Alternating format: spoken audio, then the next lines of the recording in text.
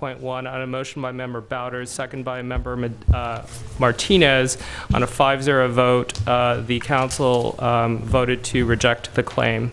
On item 6.2.1, an update was provided and direction was given. On item 6.2.2, an update was provided and direction given. That's the end of my report. Thank you. All right, so I adjourn closed session at 7:31 p.m. All right, I call to order the City of Emeryville as a successor agency to the Emeryville Redevelopment Agency at 7:15 p.m.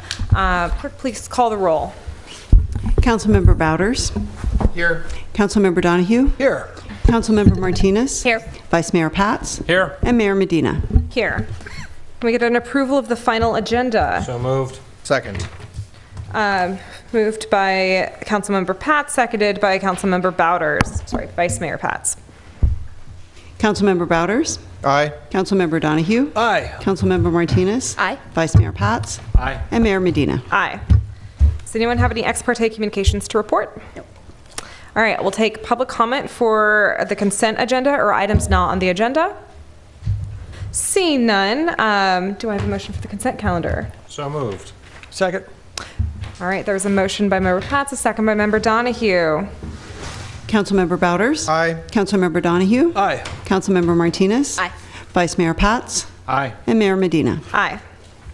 There's no action item, so I will adjourn this meeting at 7:32. All right.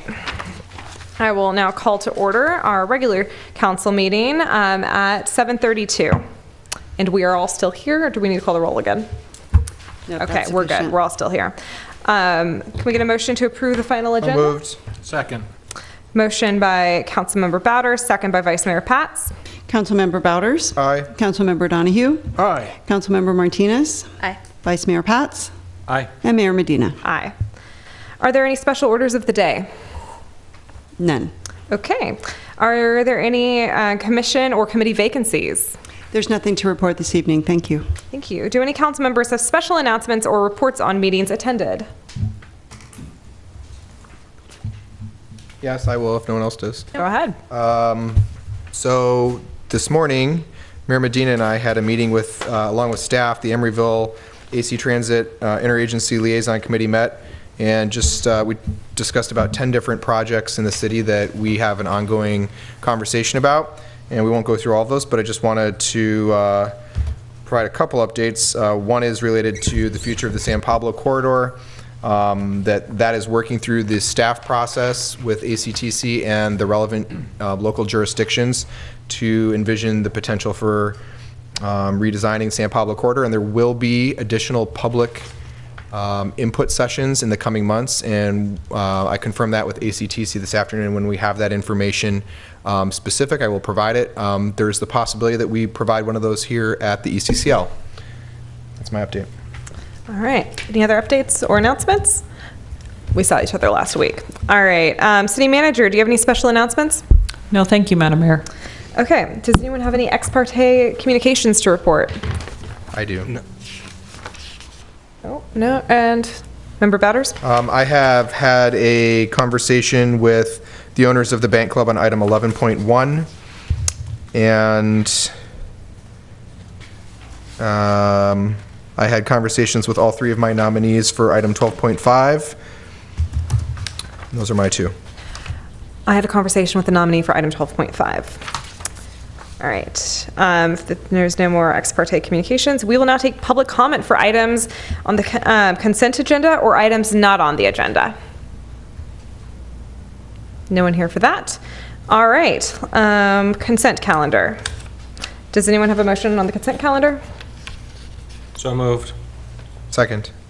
All right. There's a motion by Vice Mayor Pats and a second by Member Bowders. Councilmember Bowders. Aye. Councilmember Donahue. Aye. Councilmember Martinez. Aye. Vice Mayor Pats. Aye. And Mayor Medina. Aye. All right. 11.1. It's a public hearing, and so I will, at 7:35, I will open this public hearing. It's a resolution of the City Council of Emeryville authorizing the Chief of Police to issue an annual cabaret license to the Bank Club Cafe for calendar year 2019. Is there any public comment on this item? Madam Mayor, there's usually a presentation, but I'd like to ask if council will indulge to waive the presentation by the chief of police. Oh, yeah. Everyone okay with that? Yes. We're all okay with waiving this presentation. Thank you so much. Thank you, Chief Tejada. All right. Any public comment for this item? Seeing none. Is there a motion? Well, Close. let me close the public hearing. I love doing that. All right. The public hearing is closed at 7:36. That was quick. I have a comment. I just want to thank the Nicoteris family for working through the loss of their father this past year, who ran the business since 1976. Very strong pillars in our community, a place that local people patronize and a place people trust. And pending future member comment, I'd like to move this item. I'll second. Got a motion by Member Bowders, second by Vice Mayor Pats. Councilmember Bouders? Aye. Councilmember Donahue? Aye. Councilmember Martinez? Aye. Vice Mayor Pats? Aye. And Mayor Medina. Aye. All right. Item 11.2, another public hearing, which I will open now at 7:37. This is the resolution of the City of Emeryville granting an annual card room license to the Oaks Card Club for the calendar year 2019. I'd like to waive presentation. I'll second that idea. Everyone okay with waiving presentation? You stay right over there. All right. At this time, we'll take public comment and testimony. Nope. I'm going to close the public hearing at 7:37, getting even faster. Does anyone want to discuss this item? Move the resolution. Second the resolution. All right, motion by Member Martinez, second by Vice Mayor Pats. Councilmember Bouders? Aye. Councilmember Donahue? Aye. Councilmember Martinez? Aye. Vice Mayor Pats? Aye. And Mayor Medina. Aye. Action items, 12.1, resolution of the City Council of the City of Emeryville accepting the annual audit report, which includes the audited basic financial statements and auditor's opinion for the City of Emeryville for the fiscal year ending June 30th, 2018. We have a presentation. I by want this Susan. one. Oh, we all want this one.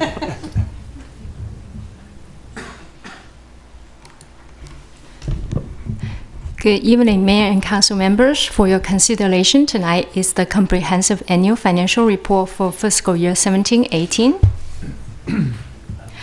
The city received a clean audit opinion on the financial statements.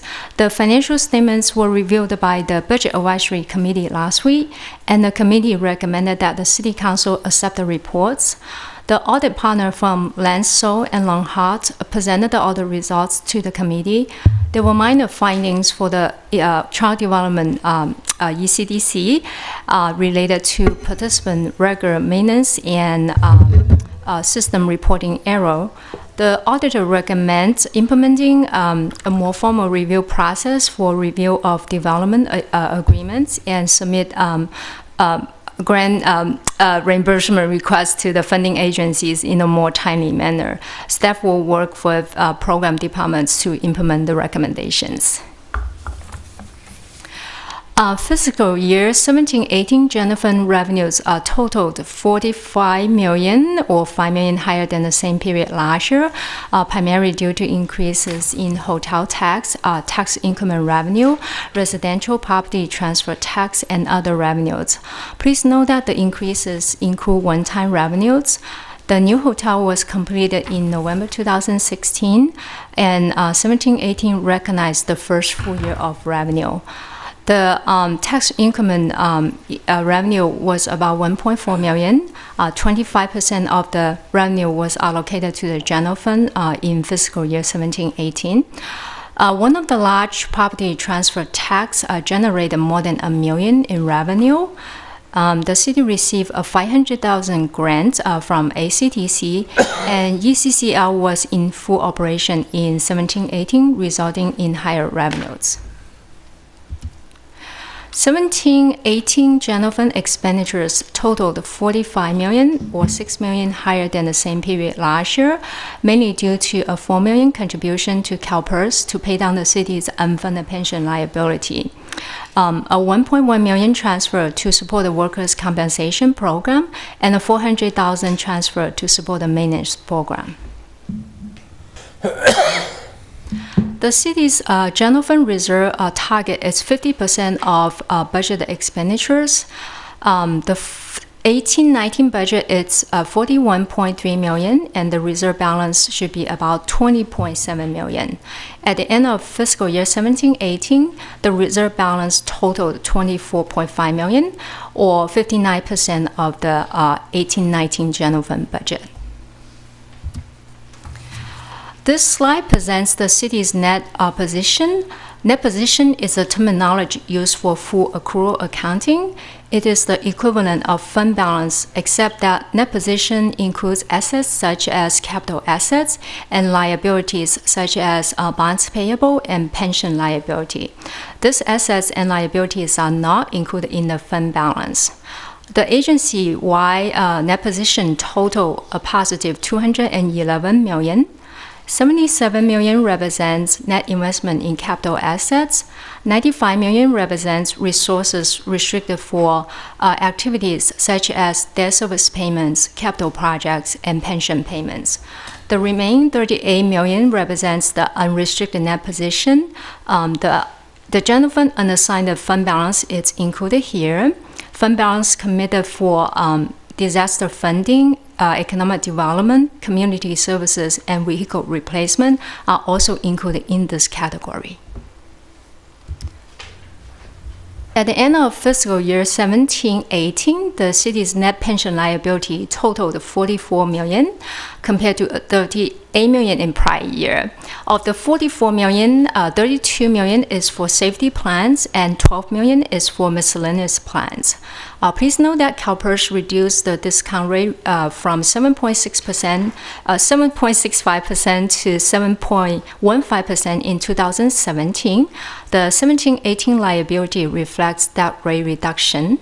The city's 4 million contribution to CalPERS will reduce the 18-19 net pension liability. The city has also set aside 10.7 million to fund this obligation. The money is in the city's pension trust and a reserve fund. The 17-18 pension expense total 4.4 million, including 3 million for safety plans and 1.4 million for miscellaneous plans.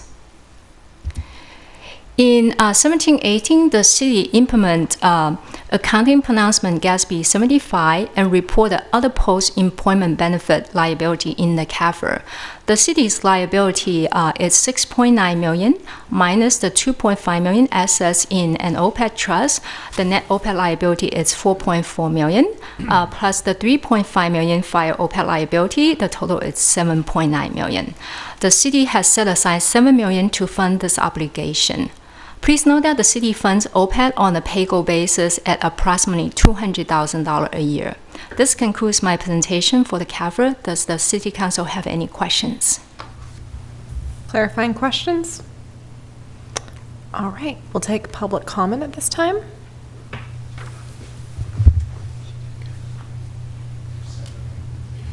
Nobody who's really budget focused wants to comment? Okay. He's getting it. Oh, he's doing it. Okay. Bill Reuter, who serves on the Budget Advisory Committee. I think the general take for the public ought to be this. Presently, we're in very good shape. And generally, because of the policies of City Council and our recommendations and work of the staff, we're trying to pay down future problems and difficulties. The more we put aside or pay initially to pay down our unfunded liabilities, the better. So right now we're in good shape, but we all know that there's a revenue challenge down the road. Our revenue sources are flattening in important areas, and we have to find other revenue sources. So the good news is we're in good shape right now. The challenges are ahead, and you're all, I think, fully aware of them. Thanks. Thank you. Seeing no other public comment, let's go into discussion. Councilmember Bowders? Sure.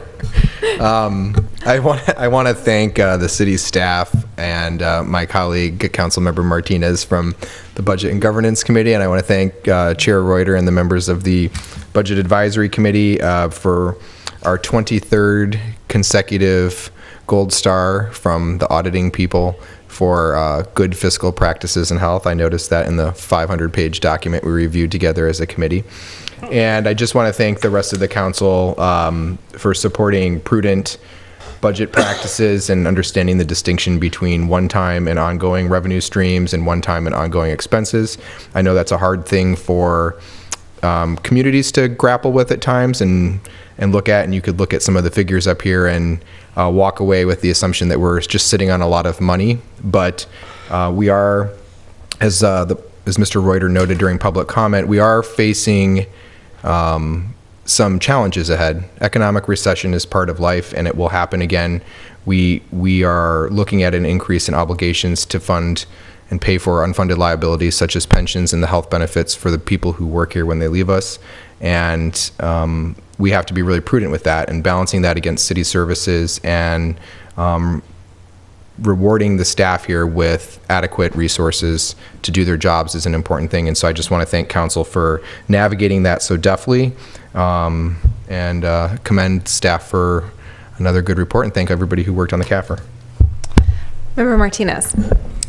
I'll echo those remarks. We're looking at the audited report for fiscal year ending June 30th, 2018. So this is a look back, and I'm proud of the degree of transparency that the city has, and of our financial policies. And in the future, in the next couple of items, we'll be talking about our schedule of looking towards the future and what our outlook is, and we'll dig into those concerns that are brought up by my colleagues on council and by the public in terms of what are we looking at? Are we going to be seeing a contraction, which is something that many of us predict, and how does that look in terms of where we are today? Well, we'll be taking a closer look at that in the next 6 months. It'll be so much fun.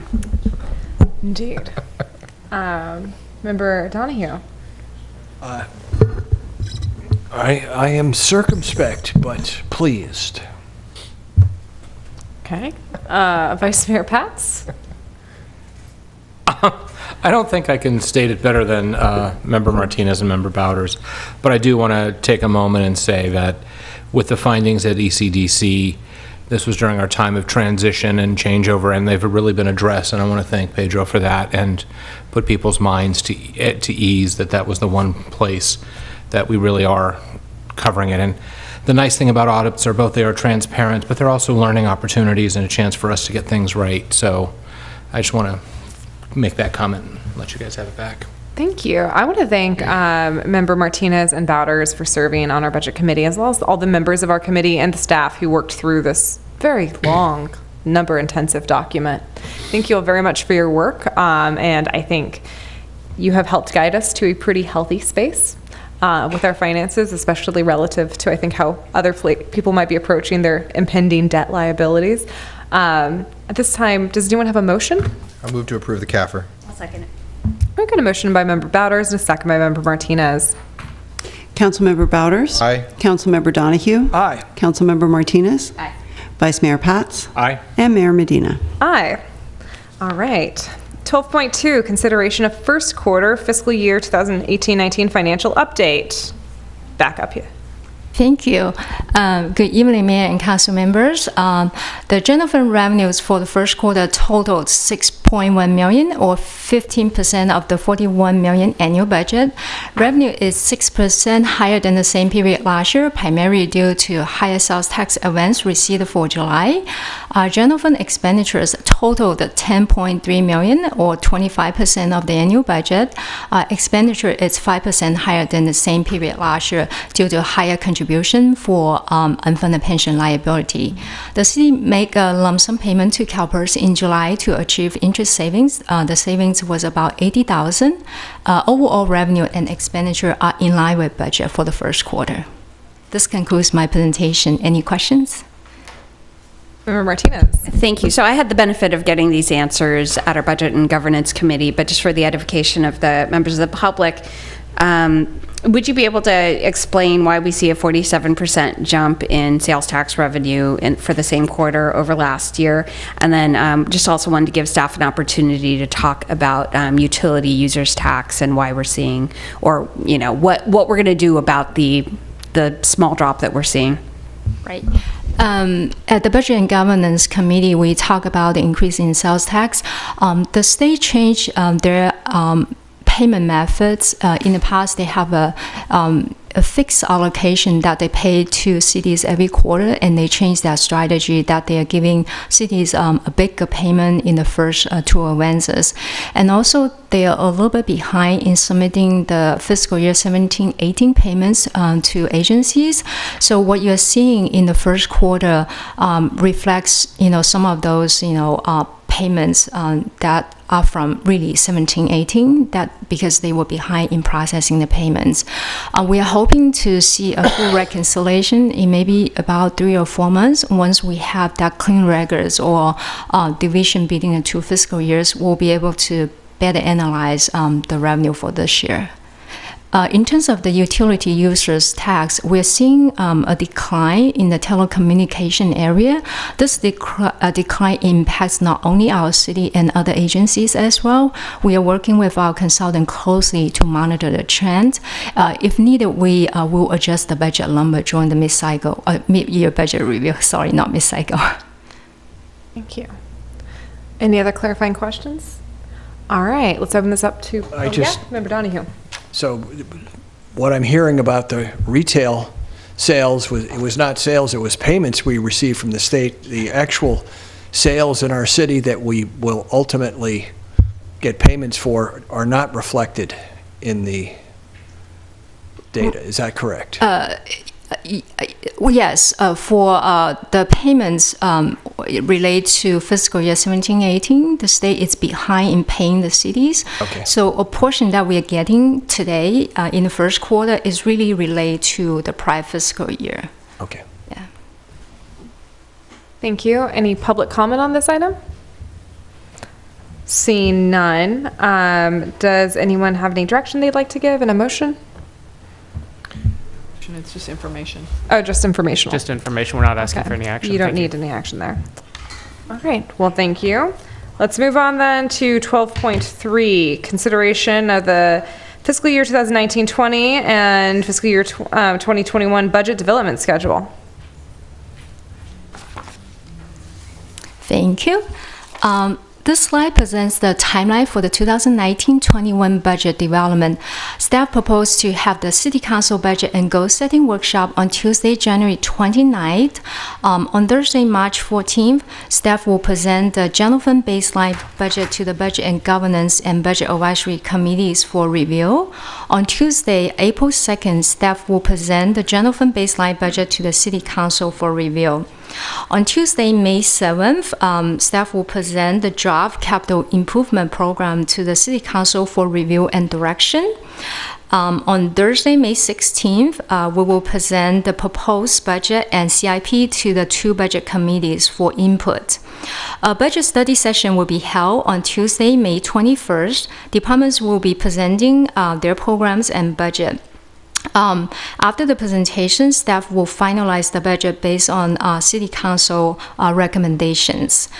The final budget will be presented to the City Council for consideration in June.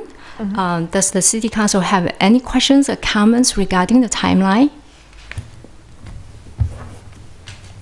I support the timeline. Madam Mayor, specifically, what we would like to know is that January 29th date, it's a 5th Tuesday for a goal-setting session, acceptable to the council? Should we ask for public comment first? In case anyone wants to jump in here? No? Okay. Then, yeah. Is everyone okay with the 29th? January 29th? Yes. I feel like we're ahead of the game finally, which I appreciate. All right. Staff. Then yes, we're all okay with the 29th. Do we need a motion on that? Or is that sufficient direction? Yes. Okay. All right. Susan, thank you very much. Thank you. Thank you, Susan. We're going to move on to item 12.4, 40th Street Concept Plan. Hello. Hi. Over there. I'm not Diana Kina. as you may have noticed.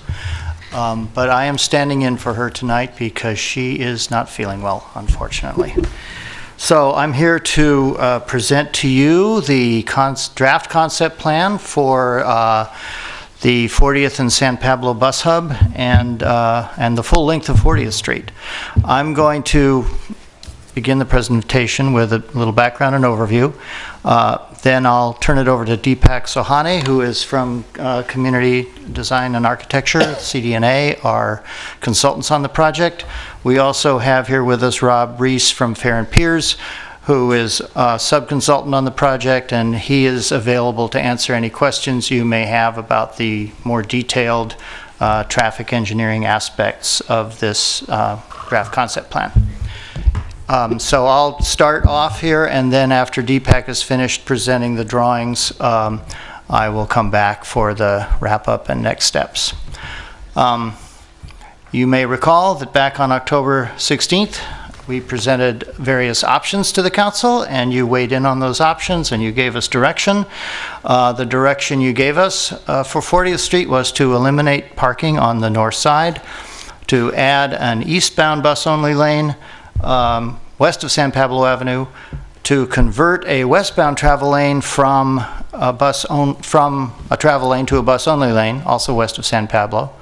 So in the eastbound direction, we would be adding a lane that would be only for buses. In the westbound direction, we would not be adding a lane, but we would be converting an existing lane to bus only.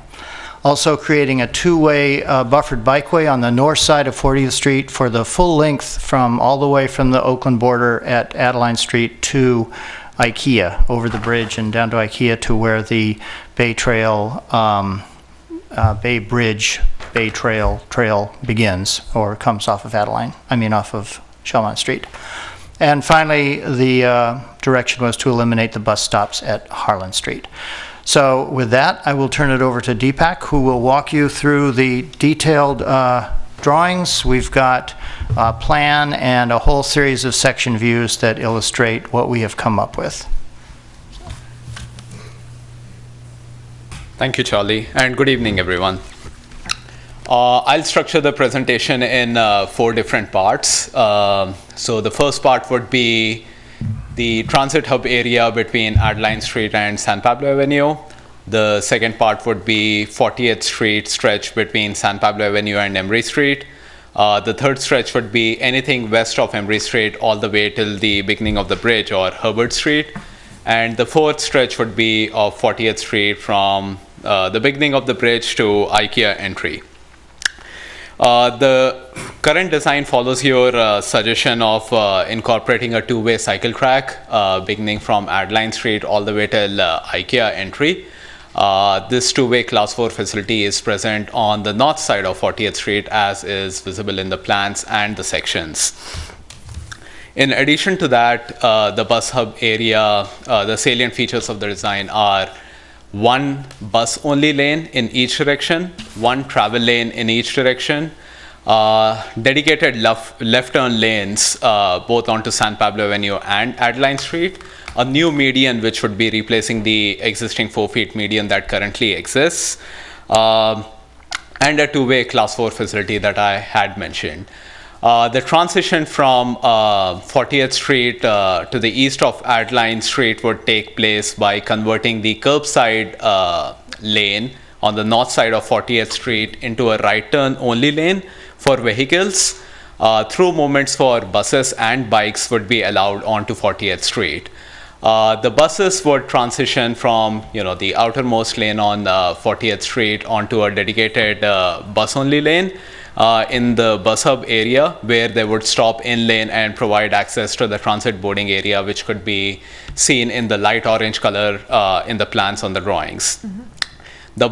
The bikes would use the protected intersection on the northwest corner of Adeline and 40th Street to enter into the two-way Class 4 facility. For bicyclists that are traveling eastbound, they would use the same protected intersection as well as the bicycle crosswalk to transition onto Adeline Street or travel eastbound to the city of Oakland. As there are a couple of things that I want to point out in the sections.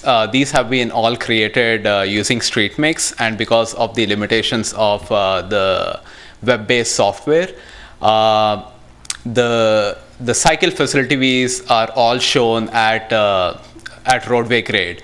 However, this is to be noted for all the sections that at bus boarding islands and in bus hub areas, the cycle facility would be at sidewalk level, or it would be raised. The other thing to note is that the skip stripe area that you can see in the section where the bus only lane allows the vehicles to make right turn movements. Can you use the mouse to show the people at home can see where you're talking about? Sorry. Yeah, so the skip stripe area that you see out here, which is in the bus only lane area, is shown in roadway color, but that area is designated for vehicles turning or making right turn movements closer to the intersection for a span of 100 feet. One additional note that I would like to make is that this design is running concurrent to the ACTC design of the San Pablo Avenue multimodal corridor study, and the design would integrate the design that is proposed as part of that particular project. Moving on to the second part of 40th Street, which is between San Pablo Avenue and Emery Street. Out here, the design was directed by taking into account the heavy volume of double left turn movements that happen from San Pablo Avenue onto 40th Street. In order to incorporate that, the strip stripe condition that allows the vehicles to share the lane with buses has been continued from San Pablo Avenue all the way till Watts Avenue. Additional signs would be placed along the stretch of 40th Street between San Pablo Avenue and Watts Avenue to provide enough direction to vehicles and buses that the vehicle only or the mixed flow lane would end at Watts Avenue and it would transition into a bus only lane. In addition to that, in order to incorporate the movement of the large trucks, left turn movements of the large trucks from San Pablo Avenue onto 40th Street, an additional 5 feet buffer space has been left at on the north side of 40th Street in order for them to comfortably make that movement. Also, in order to account for the observed high amount of right turn volume on from 40th Street into San Pablo Avenue, the skip stripe area out here has been extended for more than 100 feet. This will be, the exact length of it would be determined in the detailed design of the project. These are just a series of sections that walk you through the configuration of the sections at each of these locations. So in the bus hub area, as I was mentioning to you, a new median is planted. There is one travel lane in each direction and one bus only lane in each direction with additional bus boarding islands and a two-way facility onto the north. As you get closer to the intersection, the bus only lane becomes a mixed flow lane for the vehicles to make that right turn movement. Along the Embry block, you see travel lanes or two travel lanes in each direction, one of which is shared by buses and automobiles. The extra 5 feet buffer out here is for trucks to make that left turn movement. And this is closer to the Emery intersection. Before you move on, I just want to, may I ask, Madam Mayor? Yes. Do you want us to save our questions on the design for the very end, or as we're on a screen, go through the questions as clarifying questions now? How about we run through it and then Whole we'll go thing? screen by screen? Yeah, that sound? works. Perfect. Whatever Thank works you. for you. Okay. So at the Emery intersection, this is an example of how most of the intersections would be designed. Right now, we have only designed the Emery intersection and would extend this design for the other intersections as well. Building on the concept of protected intersection, the idea is to provide safe transition facilities for bicyclists to connect onto cross facilities, say on Emery Street, or access destinations that are present on to the south side of 40th Street.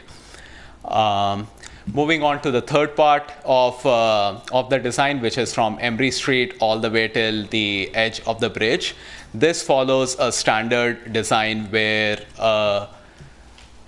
dedicated westbound and eastbound bus-only lane is provided along the entire stretch of the block, except closer to the intersection, which provides a skip stripe design for vehicles to make the right turn movements.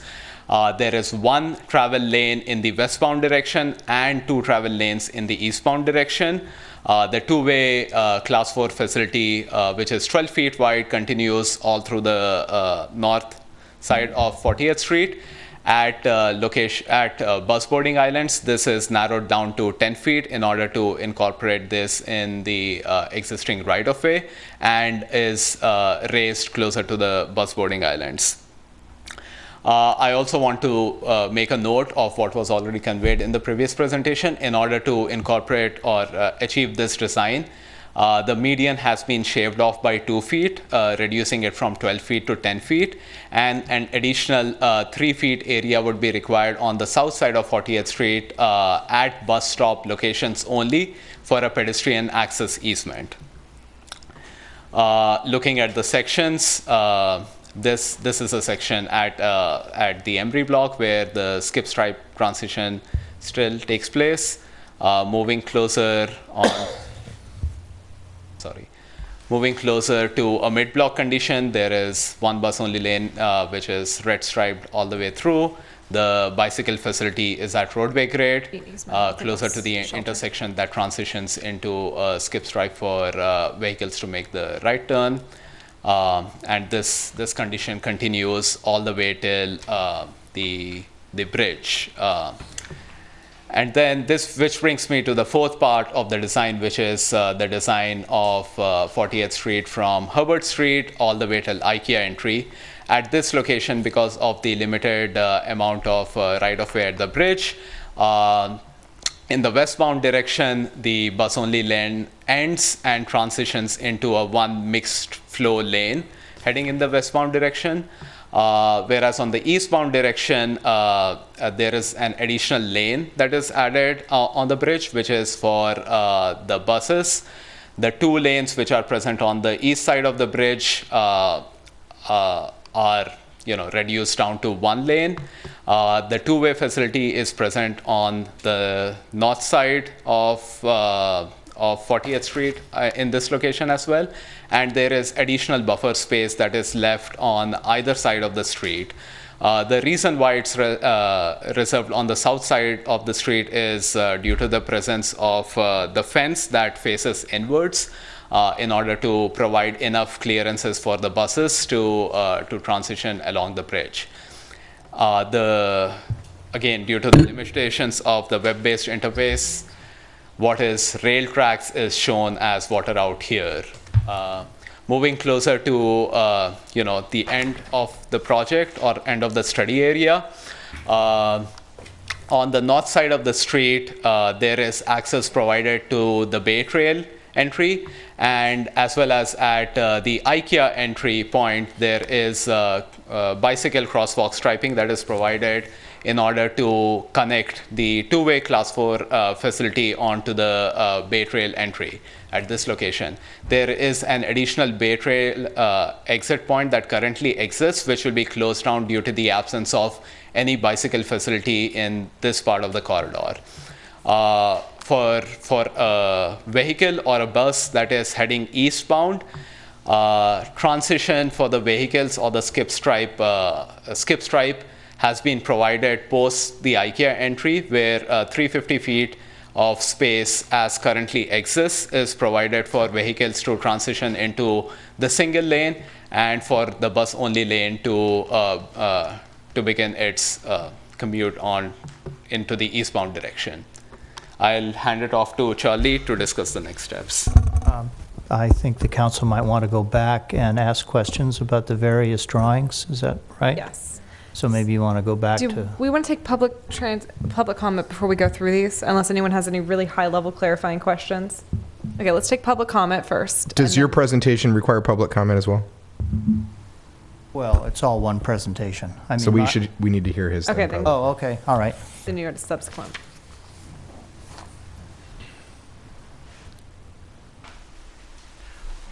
Well, basically, all I have to say is, what do you think?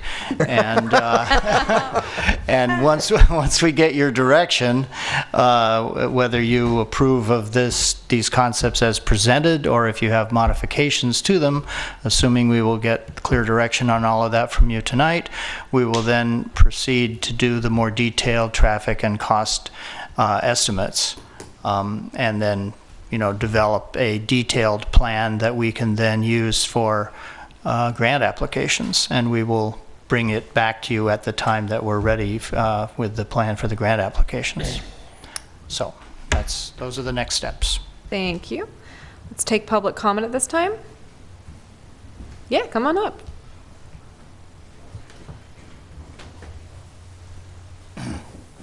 Hi, I'm Edwin Lee, and this is my first time at one of these, so I'm not really sure what the procedure is. You've got an auspicious name. Don't worry about it. Welcome. I get that a lot. But I work over at Granite Expo, which is just right behind us, and I take the San Pablo switch off to 40th Street every day, as well as going back home. And one of my concerns is that since we're planning to remove all the parking on 40th Street, right now parking is a really big concern for like everybody on that street.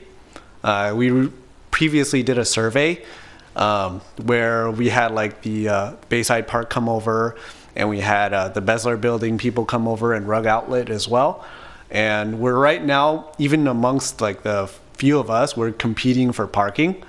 And then there's a few other places that weren't present at that, but I feel they will be adversely affected too, such as Rudy's. So if we can't have our parking spot in the front with Bayside as well, we'll be forced to like move further back. And then already our employees, we have around like 40 to 50 people. We're starting to already park at Pixar. So I already noticed that like sometimes I come in at 10. If I come in to park at Pixar, I'm already almost parked all the way at San Pablo, or pretty much near where the KFC is for the entrance. So what I'm concerned is like, because I've circled the block a few times, what my concern is that like all of the spots that currently are available at the front, which is about like, it feels like there's maybe 30 spots, all of those now are going to be competing further within that neighborhood. That's my biggest concern with removing the parking. Okay. Thank you. Thank you. Any other public comment? Okay. At this time, let's run through the slides, and shall we give feedback on each one? Does that work for everyone? Mm-hmm. Okay. Sure. I believe this is slide number 1. All right, and so we're just looking now at section 1 between Adeline and San Pablo. And also Yes. between San Pablo and... Can you go to the next slide so I can see what that is? Wait, do you have one that's just this section? All right, let's start with this section, Adeline to San Pablo. Go section by section. Does anyone have any questions or thoughts on this section? Just so that it is clear to everyone, as you can see on the map, there's a blue line that keeps on shifting, and each blue line corresponds to the section that it shows. Great. Okay, go ahead. Councilmember Bowders. Thank you. So just wanted to confirm a few things about this particular block. This is one of the most important blocks to get correct. Mm-hmm. So the thatched areas just south of the cycle track at both San Pablo and Adeline, yes, that area there, and then at the corners in the north end, we're proposing that to be a hardscape extension of curb or other type of, it could be bioswale or some other type of street improvement, but it would not be accessible to traffic as open paved space. Is that correct? That is correct. That area would be raised and would be used for, either landscaping or hardscaping treatments. So we're essentially creating some additional protected space and bulb outs to prevent people from turning into the bike lane or the transit lane directly. That is correct. If you look at the section drawing down below, you'll see it's shown as landscaping with a tree in it. I see. That's just an example of what we could do there. Yeah. Okay. And then just to the left of, for geographic purposes, the west of San Pablo, where we have the buffered area for trucks turning. How is this proposed to show up in practice on the street? Is it just going to be white striped lines at an angle that people are not supposed to drive through? What keeps them from thinking it's another lane? Well, probably, it's like, as the section shows, it would be what you just described. Okay. And it's only 5 feet wide, so it's not really wide enough to use a separate lane. And it transitions, I mean, it is not for the entire length of the block. It transitions back into the roadway.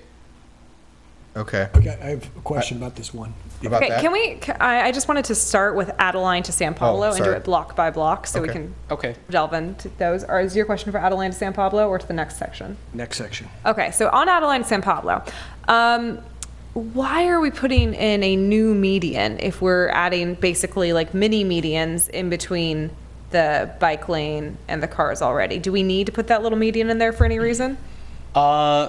Like the little trapezoid thing? Rhombus, technically, I think. I mean, the reason why we proposed a new median is because right now we are showing dedicated left turns on both the sides. You could either, stripe it with paint, your yellow paint out there, or you could use that as an urban design feature because this is the transit hub area. You could make it nicer by having some trees or having a distinct look to it. Could you go back to the previous section, section M? Oh, yeah. Yeah. So if I could just kind of reiterate that, I think part of the overall impetus for this whole project was to try to create a more pedestrian-friendly environment in the transit hub area. And more landscaping and trees just helps to enhance that, I think. I mean, even if it's in the middle of the street, it still makes it a more friendly kind of environment than just all asphalt. Okay, I hear you. I don't think that pedestrians particularly enjoy trees that are in the middle of the street, and generally we end up having to rip those out to put in better street programs afterwards, which I think we're going to end up doing a lot of grinding out medians. So that is my note. I don't think we necessarily need to put a physical median in that section. I want to agree and disagree, and I completely agree with Councilmember Medina in a philosophical sense on the necessity of medians. The only thing I will say about this particular one, because I have medians on my list, is that we are talking about two different directional left turn lanes that are so close to one another that people will pull across the yellow line to be in a left turn lane to turn onto San Pablo and basically be blocking the left turn lane to turn onto Adeline without a physical separation. I'm So I fine think with- that this is an exception, but that's why. Yeah. Councilmember Martinez? I appreciate the opportunity to have a tree or more than one trees there. And also we, at this intersection, on this block, we actually had a car careen out of control and hit the building just right around where the top of the M is at one point. And I feel like that, although that was like a random incident, like people speeding down this street would be naturally slowed down by the choking that would happen from this median. I really agree with that analysis too. I think it's the perception for pedestrians is that it's safer with that median, and also the reality is for drivers, I think they would be more cognizant of not thinking of this as, some desperate lurch to get to the intersection. They have to pause. I'm okay with putting in something functional there, but not necessarily like a tree that will inevitably do poorly because it's surrounded by car exhaust. We can table the median. I have concerns about popping a median in the center there. I don't think it's entirely necessary, and I think they generally end up just getting ripped out or being a waste of city street space. And I don't think it's particularly enjoyable to have a tiny little rhombus in the middle of the street. I'm just, and I also don't think we should make policy around a single car careening, because then 45th Street would need a median too. So go ahead. So I just want to echo what's been said, that when you have a center lane that is going to go in two different directions, particularly at this place where it backs up quite frequently, people are going to cut that early, and without a raised barrier of some type, that it's just going to get, I mean, right now, looking at this, the median and the turn lane are going to force people, no, force is the wrong word. People are going to choose to go into the red area to get around people backed up to go left here. and at other times when there is not traffic, people are going to go quickly. So I just find that median invaluable there. Okay, any more comments for between Adeline and San Pablo? All right, let's move on to between San Pablo and Emery. I'd like to Yep, go just ahead, ask a Member question. I Donahue. can't quite make out the width of this sidewalk on the north side of 40th Street. Yeah, the sidewalk out there is 8 feet in total. Okay. That's Including the fine. 2 feet of trees? Yeah, so 6 feet and 2 feet. Again, we will look at a detailed phase in the next part of the design about what sort of landscape opportunities are possible. I have just a big question. Last time we saw a draft design, we were told that it was near impossible to fit all this in. What changed? How do we make this work? That's a good question. So last time, I think we still were considering bicycle facilities on either side of the road. Having such a bicycle facility and we were not looking into eating up the parking that is present right now on the north side of 40th Street. So this design assumes that particular parking spot would be going away, and a two-way facility would be situated in that particular location. Okay, and can I go down to the next bar to see the cross-section? JJ? JJ. Thank you, okay. Yes, Member Bowders? I have a question related to if you could go back to K. Thank you. So in the cross section at the bottom, we have, and this really applies for everything to the west of San Pablo, but I'll use this illustration to ask my question. We have the buffer zone for wide turning trucks, which I think is longer than it may need to be, but you may tell me otherwise. It seems like a very long buffer zone. So I just want to make that observation. But then we have that 3-foot space between the cycle track and the traffic lanes. And I already heard you say that they will be raised at places where there are transit stops, right? But what is the proposal for that 3-foot buffer? Is it literally just a curb? Like a curb that comes up? Because I want to propose, I know that 3 feet in this location is not much of a buffer, and I know we have only a maximum amount of width on this street to work with. But in Vancouver, you go to Vancouver and they have it's like you can't even see the cycle track. It's completely segregated. They took half of a travel lane. I know we don't have half a travel lane, but they actually, you know what I'm talking about too. They have full floral spaces with tree lined spaces that separate it. Your biking and walking experience is totally separated. And so I recognize that there are limitations in the hardscape here, but I'm just curious if as we're going through this, if there's a vision for how this looks, is there an opportunity for us to really delineate the space between the two? I'm just wondering what you think about that. Yes, there are definitely opportunities to have more sorts of landscape treatments applied to these buffer areas. Out here, because of the necessity to have a 5 feet of buffer for trucks to make that turn, the raised buffer has been reduced down to 3 feet. But if you look at the next section, it's back to 4 feet, which is halfway down the corridor. So here, obviously, you have 3 feet of clear space to add more, landscape opportunities.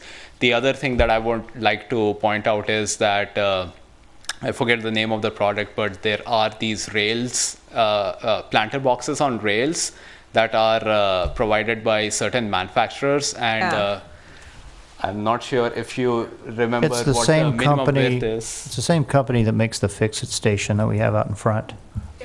Darrow, that's the product has a different name, I think but that's it's what the same he's talking company. But I don't know what the minimum width is for that to be fit, if it's 3 feet or if it is 4 feet.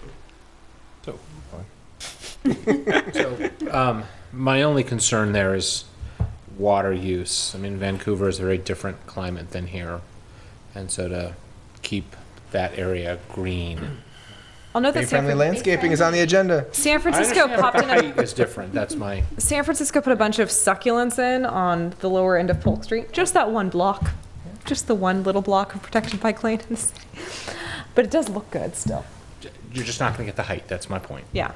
Maybe we could mount them up higher. I don't know. Okay. I have another question for this section. So we're going from, you're heading west from Adeline Street.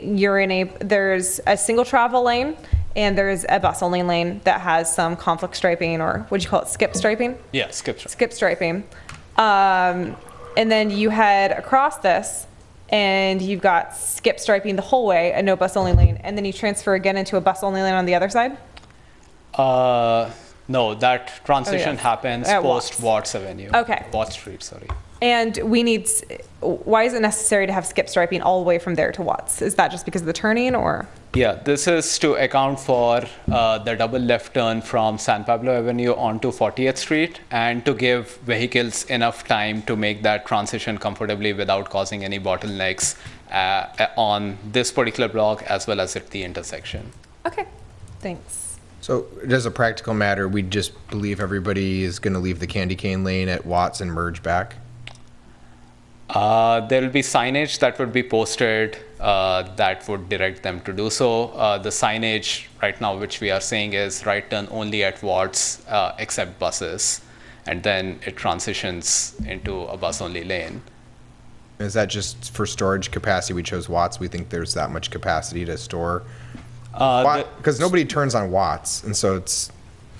I'd like to ask Rob Reese to respond to that. This was his brainstorm. Rob Reese with Fair and Pierce. So the issue is that you have the double left turn from San Pablo onto 40th. The drivers, as they make that left turn, they need to fully make the left turn, and then they need to make a decision about a traffic signal about 200 feet further ahead. So they don't have the ability within that 200 feet between San Pablo and Emory to also make the decision that they need to transition over into a single lane. And so that's why we need to take the 2 lanes past Emory, and then you need to have a standard lane drop to transition the cars over into the single lane, and that's why we have the design the way we do. I understand that I understand from our meeting with AC Transit this morning and to our meeting I had with ACTC this afternoon that the double left turn lane from San Pablo onto 40th Street is to accommodate regional retail. We have a left turn lane onto Emory coming from San Pablo. My question is it necessary to have a left turn lane at Emory if we could alternatively, when we install the traffic light at Harlan, have a left turn lane only there so that there's no left turn lane at Emory? Or is that like a total disaster? A left turn lane you mean from 40th onto Emory? Yes. Towards, so if you're going. As opposed to turning in where Pack and Save and Baskin Robbins is, you'd go down the extra block and turn in where the new traffic light, where the Home Depot is going to be. So we actually funnel people through the middle of the shopping center as opposed to they're backed up at the 200 feet from the biggest intersection we have. So you would be eliminating the westbound left turn lane. It backs up into 40th and San Pablo anyway. Well, I mean, it doesn't function as a turn lane, and we could use that whole space as the left turn lane from 40th onto San Pablo northbound. I don't know why we continue to protect this left turn lane onto Emory when we could pull people through the shopping center at Harlan with a traffic light. We have all that extra storage space between Emory and Harlan because there's no cross street at Watts.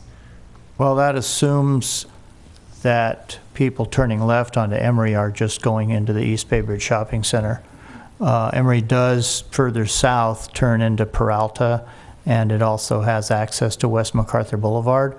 So I don't know what the destination is of everybody turning left there at Emory Street. I don't know if you have any data on that. I don't have data on that. But I suspect that a lot of those people are not just going into the East Bay Bridge Shopping Center. We did consider, prior to this study, when we were trying to figure out how to see if we could squeeze in another right turn lane from 40th onto San Pablo in the eastbound direction. Between Emory and San Pablo on 40th, there are 2 left turn lanes that are parallel to each other, right? One going south and one going north. And we considered having those be overlapping left turn lanes that were all in a single lane and then you could eliminate, like you're saying, eliminate one of the lanes or get that much extra width. But at the time, the volumes of both left turns appeared to indicate that you couldn't really do that you'd have unacceptable backup if you didn't have both of those left turn lanes the full length of the block. So there seems to be a pretty heavy demand there. Just curious. Okay. Any other questions on San Pablo to Emery? All right, let's move on down. Emery to Harlan.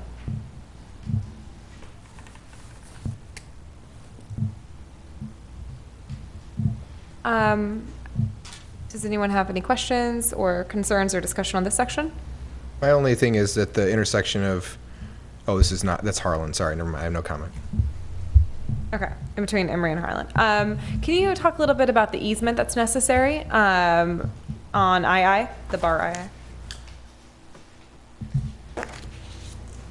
Yes, so at locations where there is a bus stop, in order to have a comfortable transit environment, we determined that an additional 3 feet space would be necessary to incorporate a bus shelter and have a clear 8 feet space for, through movement pedestrians to pass by.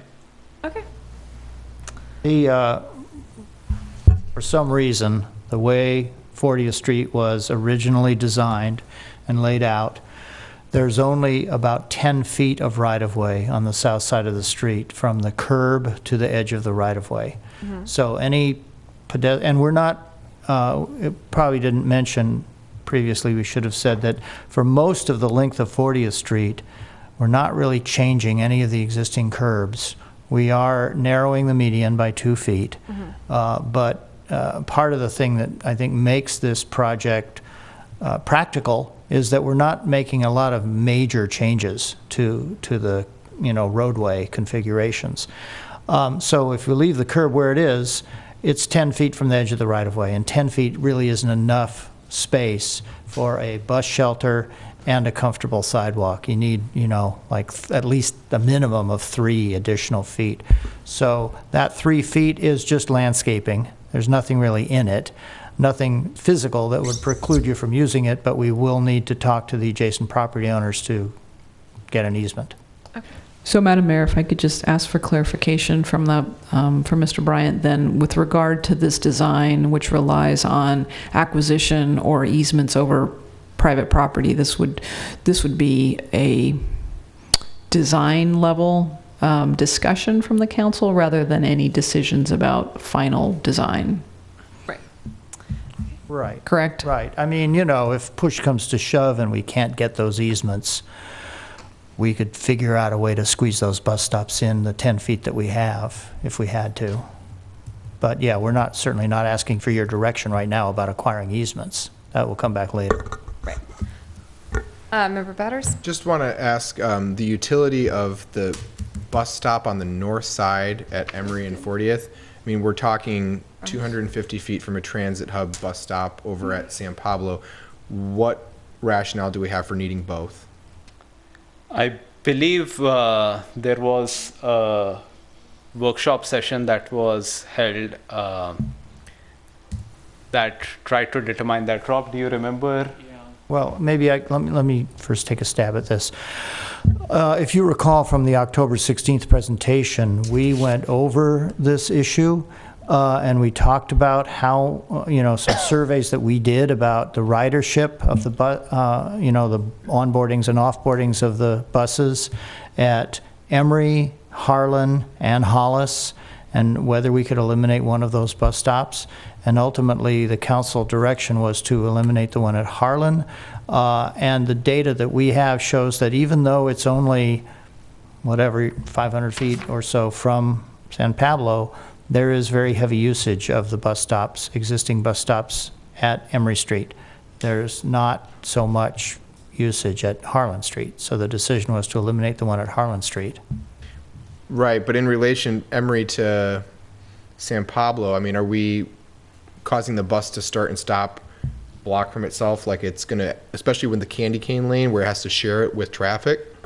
Wouldn't we want the bus to just actually have a throughput through that intersection and not be trying to pull off to a bus loading space and then pull back into a lane that's also being used by cars. It feels like it's going to jam the bus. The bus is not pulling out. Bus is not pulling out of traffic and then pulling back in. It's just Sorry, not pulling out. I just mean like blocking. It's like a blockage in the lane that the cars are in. Yeah. If it was in its own lane, it would be one thing, right? But I see what you're saying. it'd almost be better to like put it at Watts, where the candy cane goes away. Like everyone has to turn right or get out of the lane. The bus should almost like pull over at Watts, at the other side of Watts. What do you think, Rob? Well, there is also a Emeryville round stop on Emery Street. I'm not so sure about the transfers that take place between the two stops. Do you have? So the challenge with having a bus stop at Watts is that it's mid-block, and people that want to get to that stop will have a tendency, especially since you have a median, to jaywalk. If I remember right from October, people that were using the stop here were going to the Pack and Save, and there was a feeling that this was an easier walk to get to the grocery store. I remember that being something that was brought up. Okay. Yeah, I also think we have a lot of people who don't want to cross San Pablo unless they absolutely have to right now. Fair enough. But we can make a note, maybe going forward, that we can do further consideration of the bus stops. Any other comments on this section? Let's move on down. I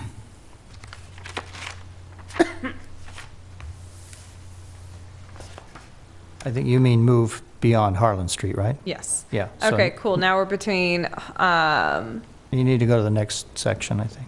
There you go. Evan Yeah. and Hollis.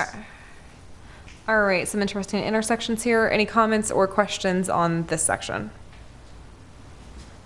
My only question is that the design elements we discussed last time related to having at that Hollis and then potentially at Harlan, where we're going to put a light in, we're going to have some sort of protected piece so that people turning out at the corners, the pedestrians and bikes on that north side, are going to be buffered back from cars turning. We saw a couple design concepts about like having curved Bulbouts? Well, they're broken off from the curb, right? There's the curb, then there's the Protected bike. intersection. Yeah, thank you for that. A protected intersection. So that, I don't see it on here, but that can still be done with this design. Yes, as we develop detailed designs for each intersection, those concepts will be brought in. Implemented. Okay, that's great. I would note that, oh, sorry. Member Donahue? It's just, is there a safety figure you could cite about having cycle track and then turning motions? You know, that say at Holden Street right there, which is a smaller secondary street, automobiles might not be thinking about cycling going in two directions. And is there statistical evidence about accidents in that condition? And we're not doing something unique, but are there numbers that you could cite for this condition?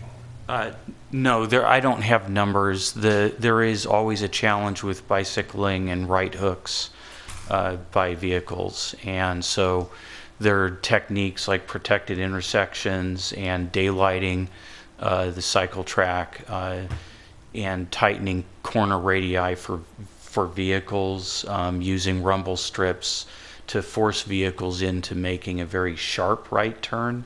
And so the only way they can do that is by going very slowly. And so you use those kinds of techniques. And those are what would get incorporated into the next phase of drawings to make sure that we address those issues. Okay. Move on to the next section, which I think might be the bridge. Okay, Member Bowders? So on this one, Hubbard Street. Can we eliminate the left turn lane from 40th into the Target at that place?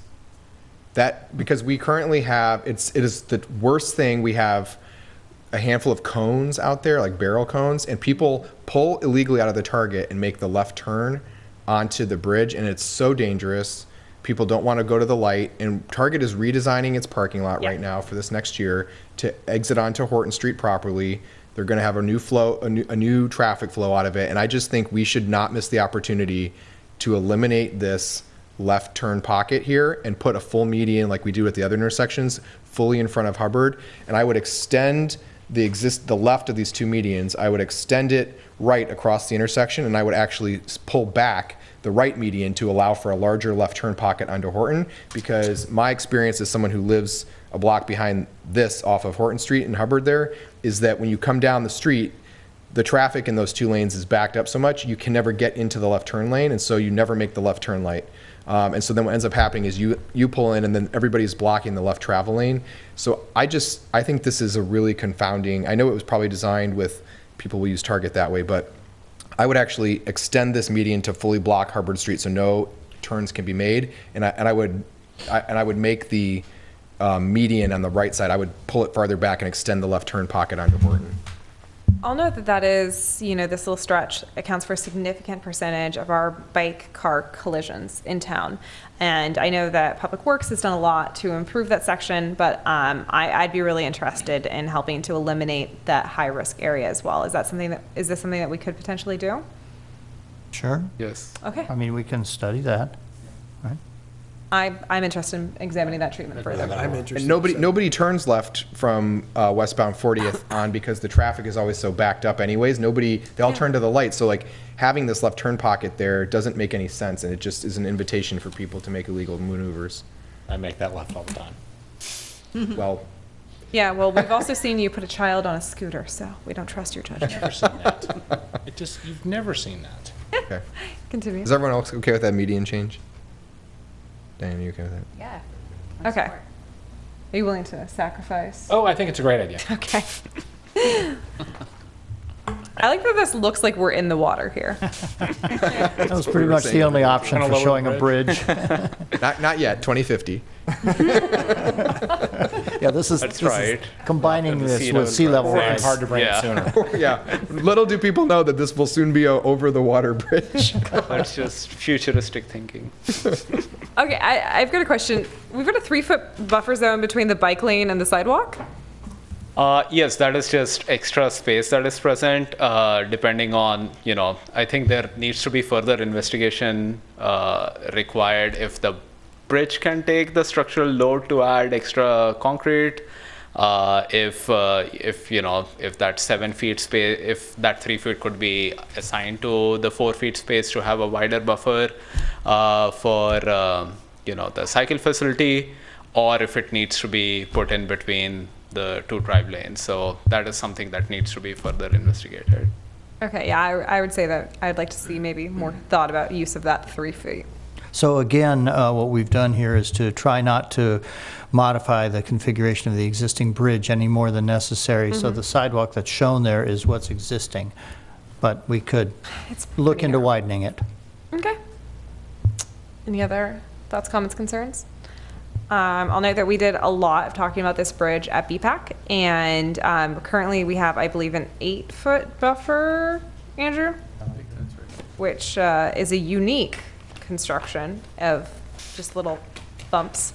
And BPAC did request that if they were going to get rid of that enormous buffer zone, the only thing they would want to make that feel safer would be a physical barrier in between. And so I think this really improves the facility for all modes of transit and also could enhance the safety much better than just having a really wide buffer that people just drive over and tear off those little caps. I think this is a great improvement for the bridge design. All right. Any other comments on this section? We have one more. Yeah. No, move on. All righty. Thoughts, comments, concerns? Diane, you were staring at that intently. No. I have one, but I'm likely to stir up controversy with it. Want to hear it? I think that the bus lane on the bottom of this map, I think it should go all the way to Christie. Oh, I agree, and I think we've had that conversation about there's a large. Andrew, do you want to talk about the problem with that? She threw it to you, Andrew. One's the wrong there. She's throwing you under the bus. Yeah. Just because he was at BPAC when we went over this over and over again. Why can't we just do it all the way? There's no entrances other than the Marriott all the way down to Christie. That was the request from BPAC. I'm gonna. Well, I fully endorse that. I think there was a problem with the lights up ahead there. What's the problem? It's too narrow. Basically, it's too narrow. We could look at it, but there's the lights and there's really no room to move down there. I can't give you a better description right now. When I asked Ryan, because he, I think, was there for the really long BPAC meeting on Yeah, this, I wasn't. It's too narrow, and in order to add any additional width to that, we'd have to remove one of the traffic lights at the intersection in front of Bay Street. And to do that, you'd have to put in one of those ginormous ones that cost like $500,000, he said? It gets very expensive at that point because of the weight of the arm coming off and where the foundation is. So it's about our curb coming out? It's about the traffic signals. When you say the lights, we're not talking about the street lights. I'm sorry, I should have been more clear. Yeah, the signal lights. It's the traffic signal. The mountings of the traffic lights interfere with the bus? Correct. There's and just not then it enough would get, it's doable, but it would be, very expensive to move that. And so it's something we can look at, and I would say you might want to phase it, but to put that all into this one right now, it's a good undertaking. All right, let me ask a different question then. So in the absence of that very legitimate issue, is there a planning or public works reason why extending a bus lane all the way to Christie is otherwise a bad idea? No, I mean... Because we have this double right turn lane all the way off the bridge and everything. It just feels like theoretically, no. I mean, Shell Mound, Christie, 40th Street, like most of the major streets in Emeryville, are designated as transit streets in our general plan. So, and our general plan has policies about transit streets that say, there should be design treatments to favor transit, such as bus-only lanes, et cetera, and lists a bunch of other things too. So I think there's policy support for it in our general plan, but it's something that is beyond the scope of the current project, certainly. And it's something we would have to study in more detail, at the same way we've studied this, before we could say, what we can and can't do. Okay. Thank you for that. I'd like to put a note that I think I would really like to see that extend to Christie in the future, but I understand that adding it as part of now could be cost prohibitive, but we can just note that we want continuous connected bikeways. Does everyone agree? If the opportunity presents itself to uproot those traffic signals and put it in one mega arm, we'll take it. Yeah. And I would just note, I mean, we are ending this cycle track here right now, but something to just for this council to think about the future. I mean, we have in front of IKEA down to Bay Street 2 lanes in each way and a turn lane with medians intermittently. But we are going to build the South Bayfront Bridge, and it's going to come down at Bay Street, and it's going to be an opportunity.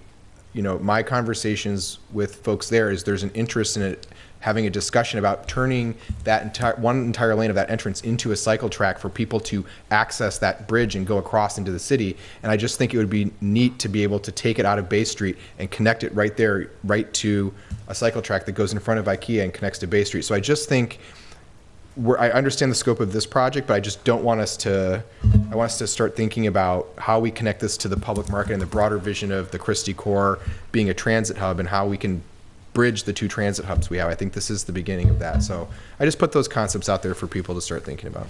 It is something that's being thought about, which is why you don't see a median right here with the palm trees, and that was to allow for a larger radius here, and it's all part of doing what we could in each phase of what projects we had. And so we did that as part of our paving project. The same thing with that signal, what can we do down the road, literally. Oh, I know you're on the same page, Andrew. I'm speaking to the public broadly. We hear you. We want it to go to Christie too.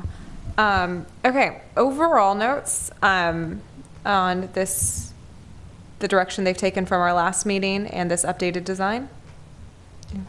I'm very positive. Very positive. Wow, you've moved from skeptical. Anyone else? John, I know you've got. I have just a couple. I want to thank you for the work. I want to thank staff for figuring out the Emery to San Pablo block, which I know was like the boondoggle of things.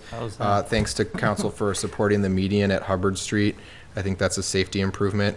And I want to thank the member of the public who came to speak. I know even on your first visit to City Hall, you know, it's not easy to say, but I think what we're trying to say, and I'll speak for myself, we need a diet on cars. And that's not just the city of Emeryville, it's the whole Bay Area. We need to be really serious about climate change. That means people need to understand carpooling, transit, alternatives like active transit, biking and walking. And I know that for a lot of us, the cost of living in the Bay Area means we commute from far away. And so it's not lost on me that this is sometimes cars have become a mode of necessity for people, but we're not looking at this in isolation. We're actively building housing. We're building housing affordably. We're innovating in transit. We're working towards a climate action plan. And if we really want to model sustainability and proper community development, we can't hold on to the vestiges of what we've always done for fear that, hey, I might have to walk 5 blocks to work. I walk 15 minutes to a bus. I take a bus 15 minutes and I walk 15 minutes more. And that's a lifestyle choice, but we have to start giving people those options because we aren't going to have fewer cars if we keep, you know, feeding streets. And so I'm very supportive of this, and I want to thank the council for their work in support of this and the staff for moving this forward as they have. Yeah. I'd like to add that we're also considering this at the same time that we're looking at an overall for the city parking management plan. We do understand that we have limited parking in this area, and we are trying to look at things holistically. Oh God, I've never used that word earnestly before. I am really happy with the updates to this plan, honestly. I think the continuity of it was my #1 concern last time. And I'm really excited about the phrase candy cane lane catching on into it. So thank you so much for this work. Is this enough direction to go on? I think so. What I'm hearing, correct me if I'm wrong, is that you all generally approve of this concept. The only change that I've heard that you would like us to look into is moving that median at Hubbard Street. There were a number of questions about some other things that you had, but I didn't hear any other changes to the plan other than that median. Is that correct? Sorry, That's correct from what I heard. that sounds good, yeah. Okay. Sorry, I was looking at the light post in front of the Marriott and measuring distance.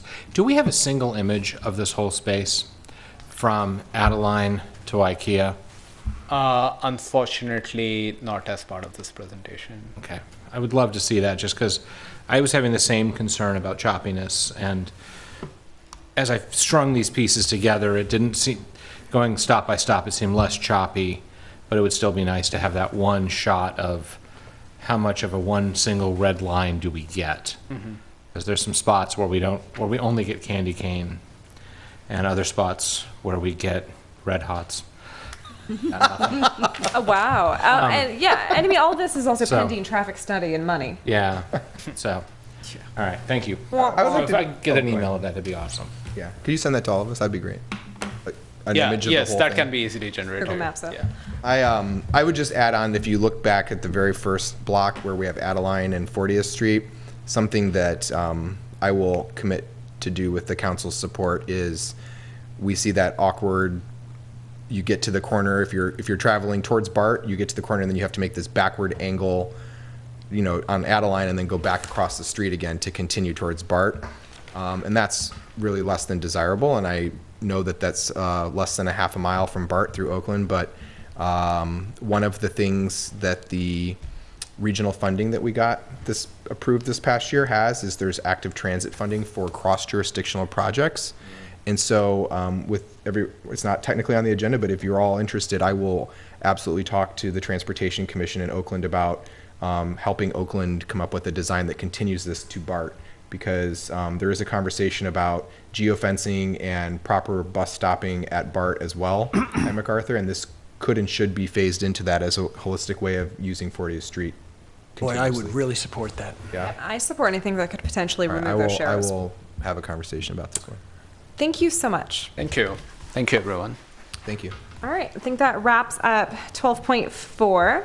All right, Item 12.5, resolution of the City Council of the City of Emeryville appointing standby officers for council member and city manager succession in the event of a declared emergency for 2019. Do we have a staff report on this?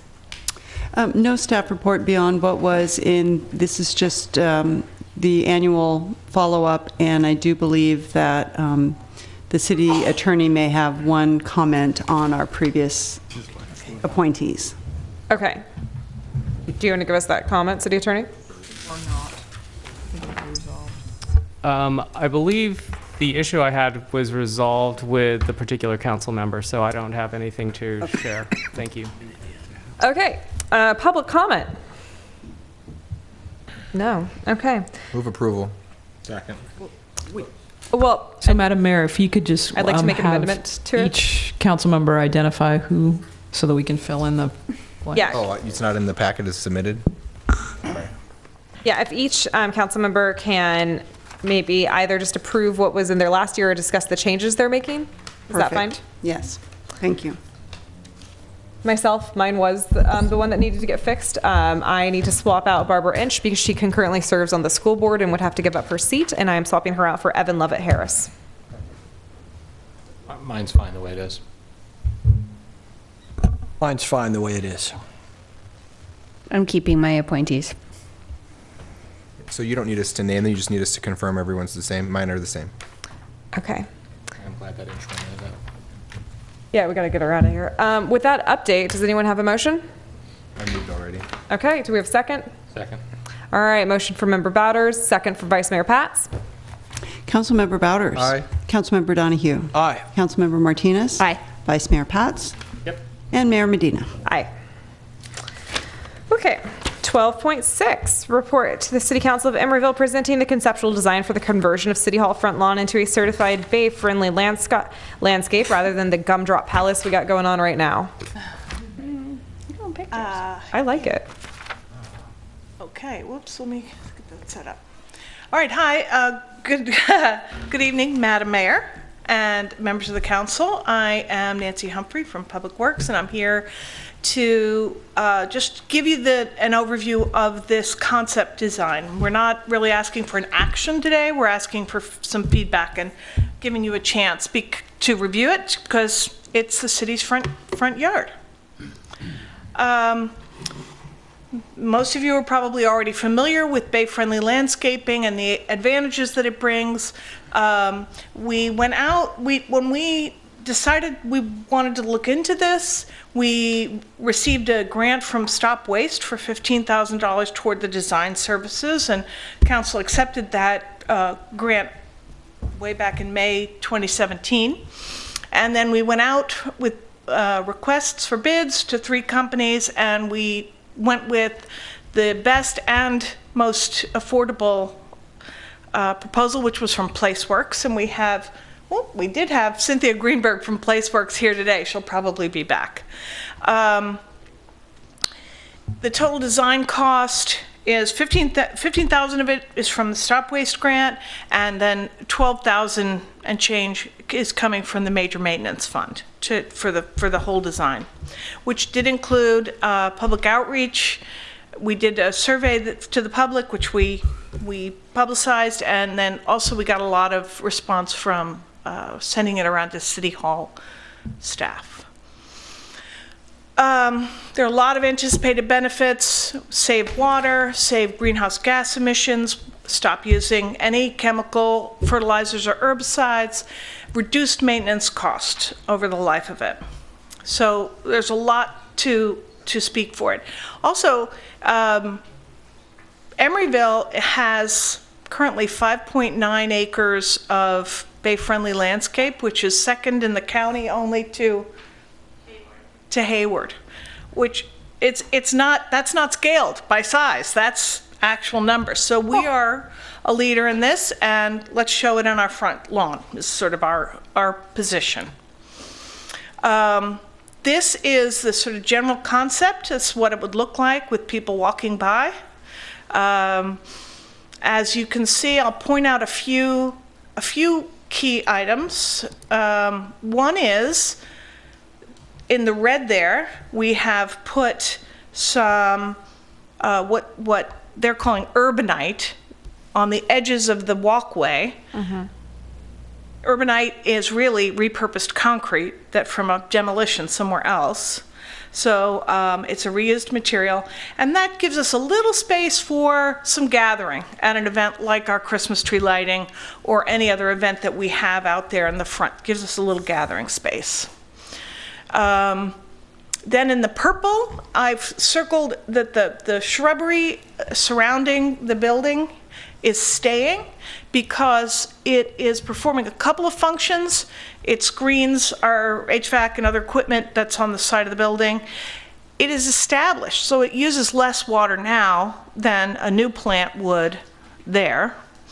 And it saves us a lot of money to leave there. And that doesn't interfere with our bay-friendly rating. It's just an existing feature, and we're putting bay-friendly in the rest of the locations. In the kind of chartreuse, I have pointed out that we've got a couple of, I think they're lindens here on the side. Locusts? The ones in the yard area? Yeah. On the side here on Hollis that are spindly and unwell, and we would be replacing them with olive, non-fruiting olive trees, 5 of those. And then in blue, I have pointed out that the one strip kind of behind the walkway, closest to the Art Center building, there'd be a butterfly garden on that. We would not be constructing that yet. That is going to be constructed after the Art Center because that's a place that they're going to need to access for Art Center work. Nothing but these parts of the landscape will be touched. The back grass that people use for their dogs and for hanging out will stay. Everything else will stay. These are the only things that we are proposing changing. The construction estimate that we have now is $80,000 maximum with about a 35% contingency built in. So we really feel confident that the $80,000 is a maximum. Funding for that's not identified. So once we get through the process of the design and we're getting ready to do construction, we'll come back to get money appropriated.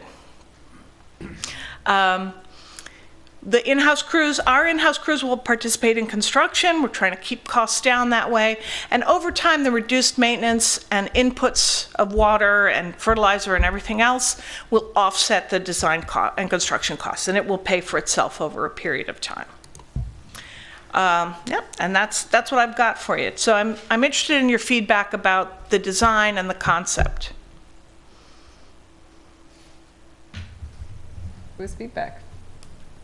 Oh, let's take public comment first. Before we do that, can we have some public comment on this item? Anyone? Oh, man. I know. The public has commented they like it, for the record. The public that is present today. You have to go up to the mic. Okay, fine. The butterfly garden got a thumbs up from our public. Who doesn't want to move up to the mic today?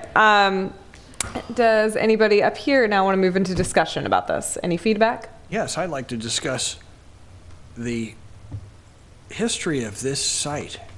Includes a groundhog infestation that this city went to war with these groundhogs for more than a decade.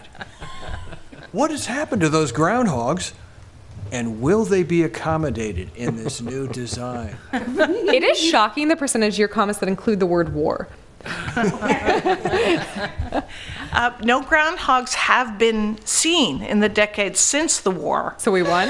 I believe they were shipped to Punxsutawney, and they no longer live here. That sounds like a lie. It was just an opinion. Okay. Does that satisfy your groundhog question? Yes. Because we don't want to have it happen again as if it were Groundhog Day. Other comments? I just had a question on the image that's on the screen right now. It looks like there's a big bushy shrubbery group on the far left, like right leading down towards where the garden is. But when I looked at the overlay map, there's no such bush there.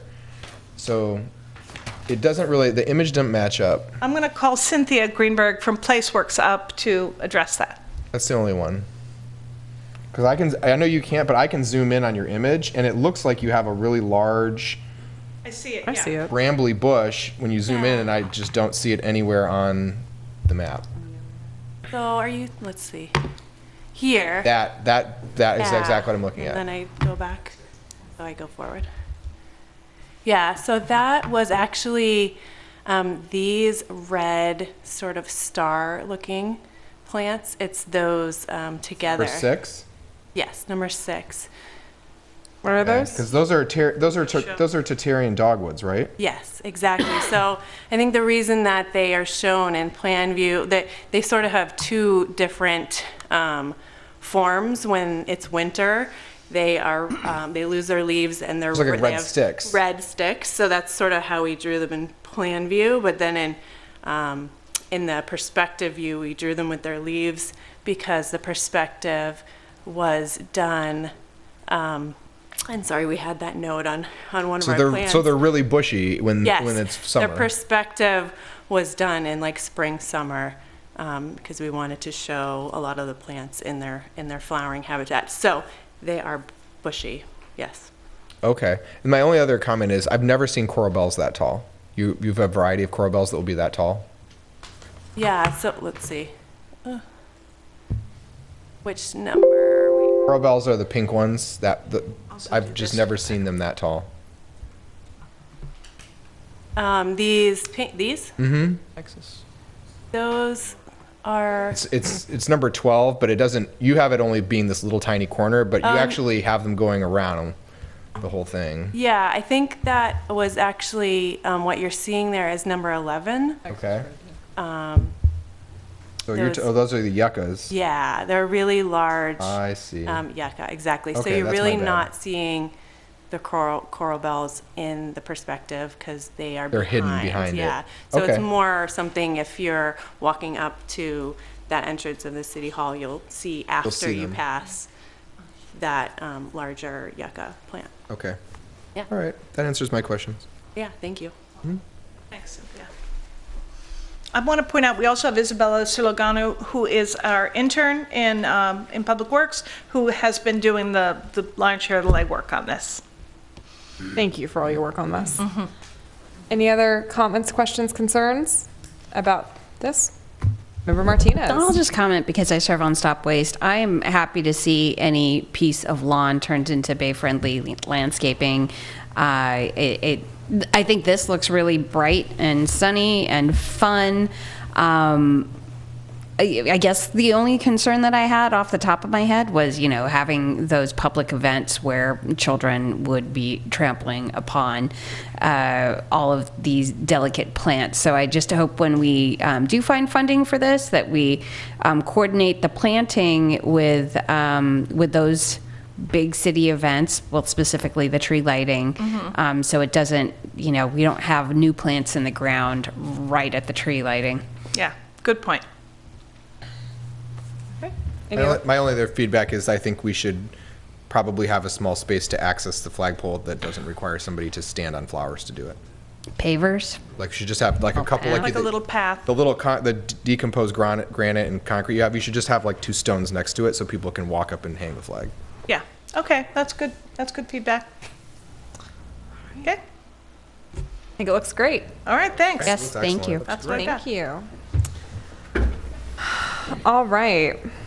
Next up, item 12.7, resolution of the City Council of the City of Emeryville authorizing a contribution of $10,062 to the Gilman Fields Joint Powers Authority for turf replacement project and appropriating that amount from the general fund. Pedro. Can I say we skip presentation and go right to a vote after public comment? How long is your presentation? Not long. There's actually, I actually would like to hear this. I have a couple there's questions. there might be some extra information you don't know on Okay, this. fine. All right, I'll try to make it quick. He does not believe me that there's anything he does not know about this. Okay. Oh, I'm sure there's a lot I don't know, but... Good evening. So the request is here to reconsider contributing to the Gilman Fields turf replacement. They recently completed earlier this year. Last time it came to council in June 6, the council did not take action. They were asking for it to be based on population. This request is now being based on use by usage, and showing on the chart that's on here, Emeryville's usage is 2.4%. It's rounded off to 2 on the chart actually, but which would make it 10,062. And it's helping to cover the overs that was done in installing a similar turf that was actually done similar to ECCL that includes cork for those fields. So they reached out to us again to ask to reconsider based on usage, since that's one of the things that was requested before by council. Clarifying questions? All right. Public comment at this time? Okay. Before we move into this, I'd like to start us off on discussion because I attended this last meeting. And in addition to asking for money because they ran over their installation of Corconet, they rolled out a new project, which they did not inform our city staff about at all, but had only discussed with me at that meeting, which was that they want to now build a clubhouse there, and we'll be asking for more money from all participating cities to build a large clubhouse kind of section and bathrooms for the fields. They don't have a real clear concept on how much this will cost yet, but they want they are going to be coming back to ask for money for just the design of it without any idea of how much it'll cost in total. So yeah, this is going to be an endless pit of asks.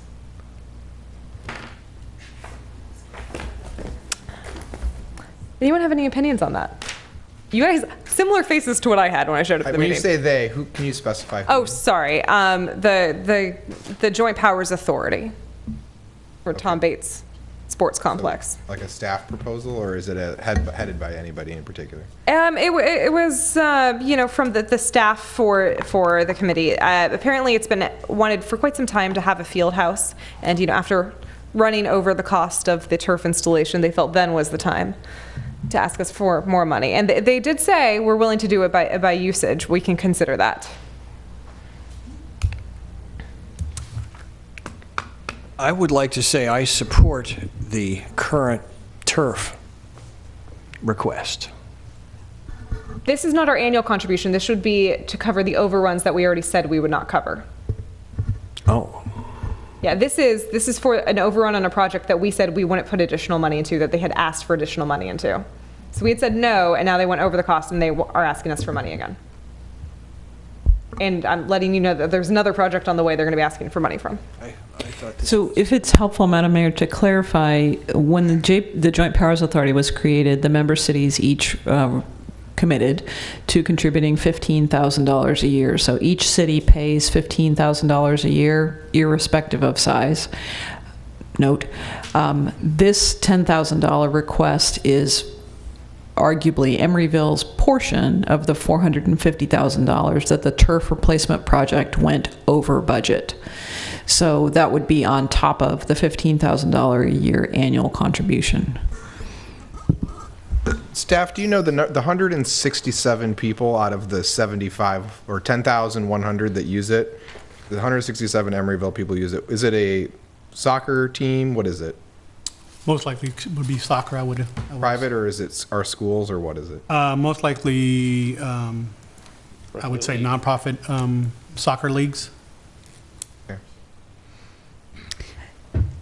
Question, Pedro, do we know, are the other cities paying proportionally into this field, the turf replacement? The other cities that are in the JPA? Yeah. I believe most of them paid based on population, except for Richmond and us. And would you know what the case is with Richmond? Is there a holdup? Are they having an issue with their, They also had concerns because it was going to be based on population. I think they were also wanting to be based on usage. They're in the same boat as us. I think a similar request has gone to the city of Richmond based on usage. Now that the city of Berkeley is scheduling the fields, they're able to generate the usage numbers, which you see here, which we haven't had access to in the past. And will you remind us what the previous request was for back in June?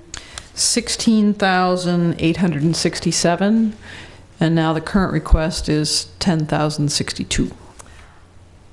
If I can, since I do go to this committee and I'll be going back in February, Perhaps I don't hate the idea of us paying by usage, but I think if they're going to be asking us for additional funds outside of what we've already been committed to, which was for everyone to be paying the same amount, we should then request to have the annual contribution allocated by usage as well. I agree. Before we talk about this, if they're going to be asking us for additional funds, I want to have our annual contribution usage-based as well. Thoughts? I support that. Yeah. That annual fee, I don't know how that happened. It was before we had our own field, apparently. I will say that It's not actually possible. the negative feedback that I'm getting in Berkeley from Berkeley people about us is real. They are thinking we are cheapskates when it comes to this field. But I think Tell them to build more housing, to put more buses on the roads, to finish the freaking bike lanes, to pave 9th Street. Tell them to do anything, and we will have a serious conversation about how we are the cheapskates.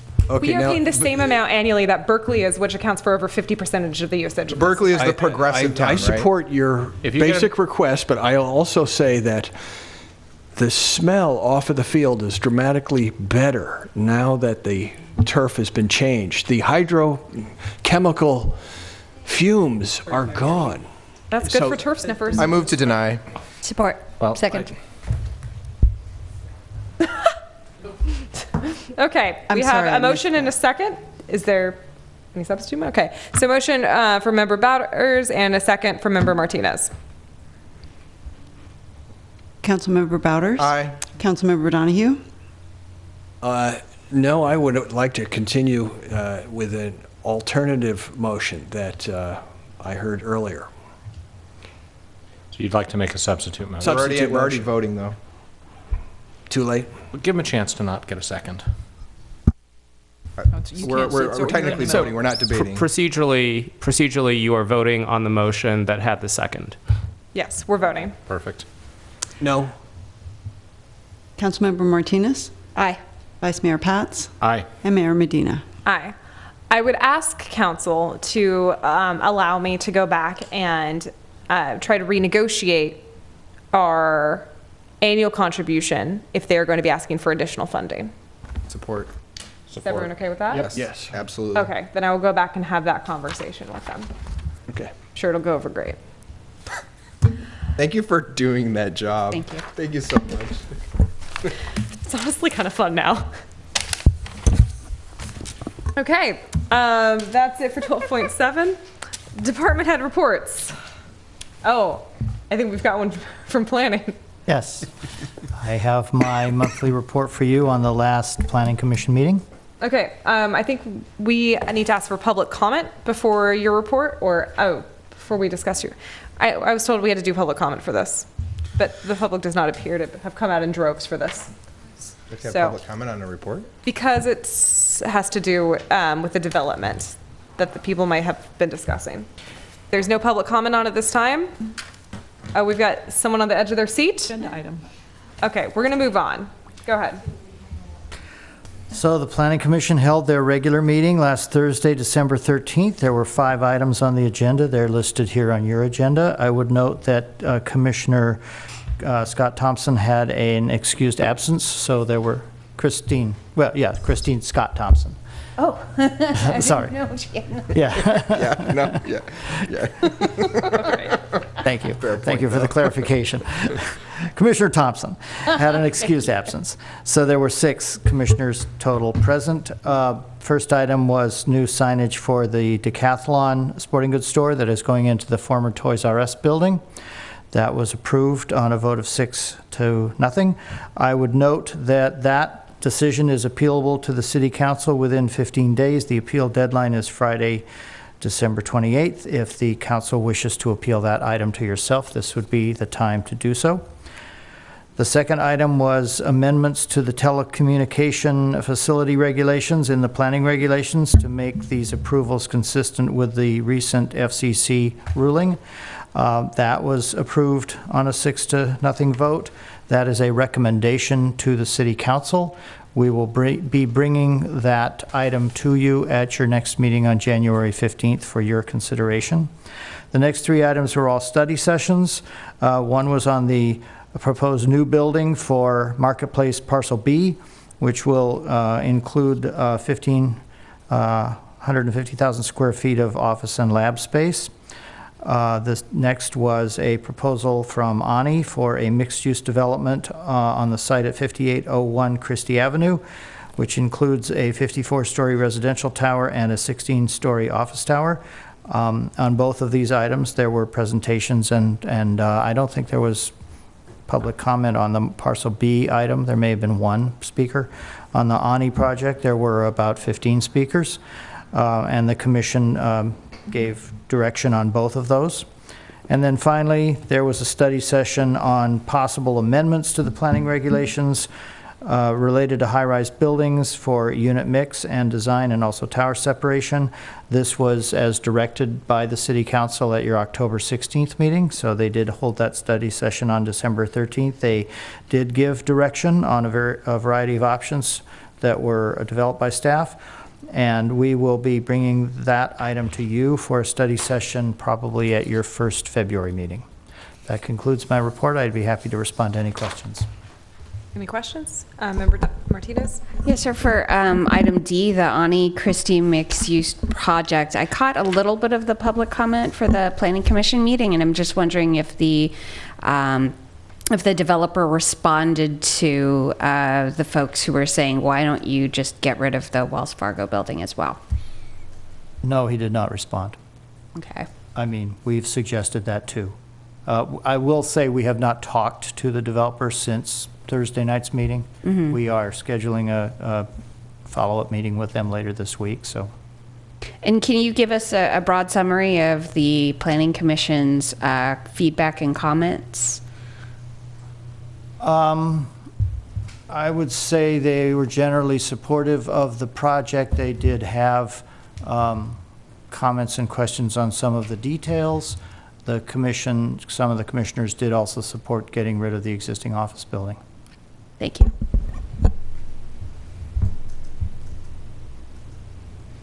Any other questions or comments? Okay. Seeing none. Any other department head reports? All right. Then this meeting is adjourned. What?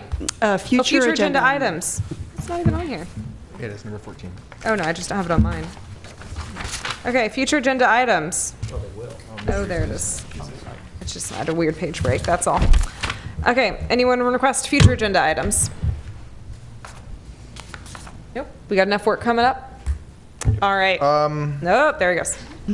I gotta just very carefully word this because I don't want to get too far ahead, but could I ask if and I haven't vetted this with the police chief, so I apologize, but a conversation about